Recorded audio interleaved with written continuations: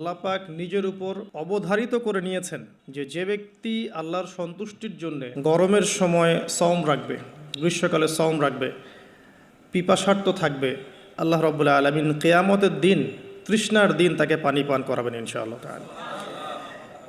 এরপর একটা হাদিস আছে যেটা হচ্ছে জান্নাতের দরজার ওয়াদা। রাসূলুল্লাহ সাল্লাল্লাহু আলাইহি ওয়াসাল্লাম ইরশাদ করেছেন, জান্নাতে একটা স্পেশাল দরজা আছে যার নাম রাইয়ান। কিয়ামতের দিন শুধুমাত্র এই দরজা দিয়ে রোজাদারদেরকেই প্রবেশ করানো হবে। যখন তারা প্রবেশ করবে এই দরজা বন্ধ করে দেওয়া হবে, তাদের পরবর্তীতে এই দরজা দিয়ে কেউ প্রবেশ করতে পারবে না। হাদিসটা সহিহ বুখারীর মধ্যে এসেছে, মুসলিমে এসেছে 1152 নম্বর হাদিস। আরও কিছু হাদিস আমরা পড়ে সামনে যাচ্ছি। নবী করিম সাল্লাল্লাহু আলাইহি ওয়াসাল্লাম ইরশাদ করেছেন যে সওম এবং কোরআন, আমি আবারও বলছি, রমাদান মাসে কোরআন নাজিল হয়েছে।